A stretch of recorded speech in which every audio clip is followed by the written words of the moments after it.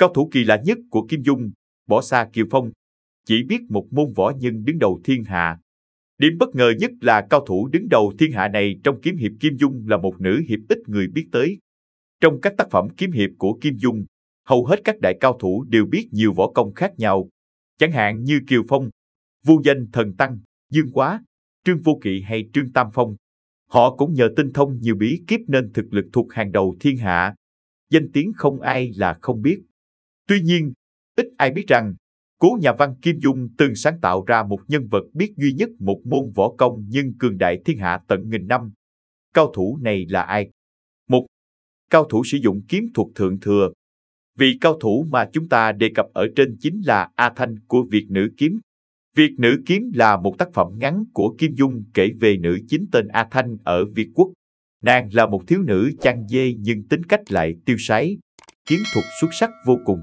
Nàng yêu Phạm Lãi, vì chàng mà truyền thụ kiếm pháp cho binh lính của người Thương. A Thanh không hề hay biết, Phạm Lãi đã có ý trung nhân là Tây Thi. Sau này, Tây Thi vì quốc gia đại nghĩa mà gả cho Ngô Vương. A Thanh vì ghen tuông mà tính toán theo Tây Thi để thương tổn nàng. Kết quả, sau khi nhìn thấy dung mạo khuynh quốc khuynh thành của Tây Thi, nàng không đành lòng hạ thủ nên quyết định rời đi. Còn Phạm Lãi với đội quân được nâng cấp sức mạnh nhờ A Thanh mà đánh bại Ngô Vương. Theo nhiều học giả, A Thanh là người sở hữu chiêu thức Việt Nữ Kiếm đệ nhất thiên hạ với võ công thực chiến đứng đầu trong các cao thủ võ hiệp của Kim Dung. Nếu so sánh, các kỳ tài võ học như Tiểu Long Nữ, Cô Gái Đồ Long, Hoàng Dung, Hoàng Sam Nữ Tử, đều phải thua dưới tay A Thanh. A Thanh được xem là độc cô cầu bại phiên bản nữ.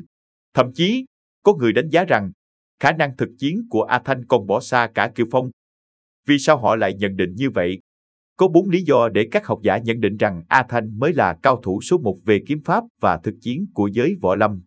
Thứ nhất, trong Việt Nữ Kiếm, nhân vật A Thanh xuất hiện hết sức bình thường và không ai ngờ về sau nàng lại là cao thủ thực chiến hàng đầu trong số các hiệp khách dưới ngòi bút Kim Dung. Nàng học được kiếm pháp thần kỳ nhờ một cơ hội không ai ngờ tới. Ban đầu, A Thanh chỉ là một thiếu nữ chăn dê hết sức bình thường và không hề biết chút gì về võ công. Thế nhưng trong một lần đi chăn dê, A Thanh gặp được Bạch Lan vốn là một con vượn trắng biết sử dụng gậy trúc, đồng thời là sư phụ của nàng về sau. Cả hai thường xuyên giao đấu giúp A Thanh ngộ ra và luyện thành chiêu thức võ công thượng thừa mang tên Việt Nữ Kiếm Pháp. Có thể nói dù mới chỉ 16-17 tuổi, A Thanh đã đạt được trình độ của độc cô cầu bại lúc sau 40 tuổi. Thứ hai, A Thanh chỉ cần một cây gậy trúc đã đánh bại 3.000 binh sĩ. Nàng đã khiến toàn bộ binh khí của các binh lính này rơi xuống đất. Mặc dù những binh sĩ này sử dụng trọng kiếm 25 kg và hàng ngày đều được dùng binh pháp tung tử để huấn luyện nhưng không thể địch lại A Thanh.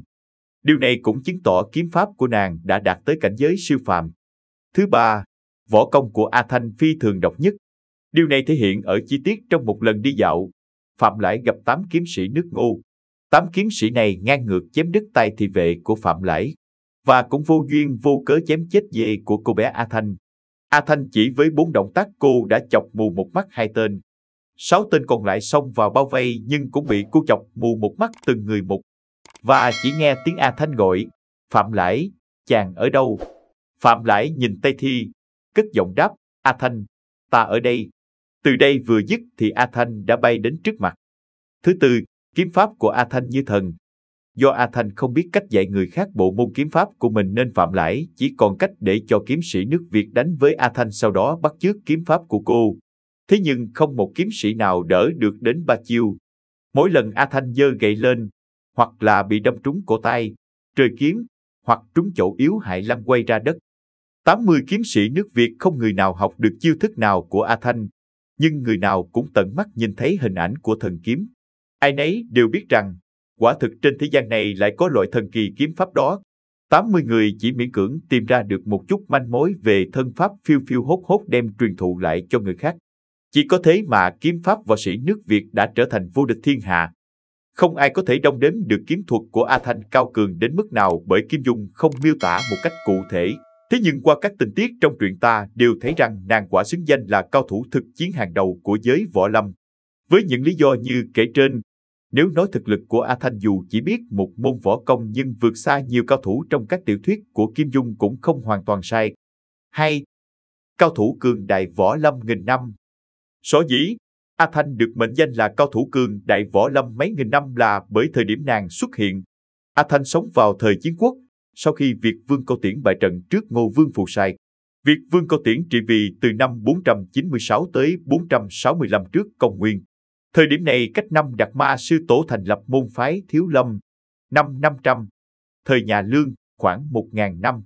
Mặc dù A Thanh không sống tới cả nghìn năm, nhưng trong giới võ lâm cả khi nàng sống và qua đời cũng khó có cao thủ nào sánh kịp với võ công của nàng. Vì vậy, nếu nói A Thanh chính là cao thủ cường đại nghìn năm không hề ngoa. Video chúng tôi đến đây là kết thúc. Cảm ơn tất cả các bạn đã quan tâm tới Xe Hay V88 và theo dõi video của chúng tôi. Đừng quên like, share và đăng ký kênh. Đặc biệt đừng quên bật chuông để theo dõi những video khác nhanh nhất. Một lần nữa xin cảm ơn tất cả các bạn.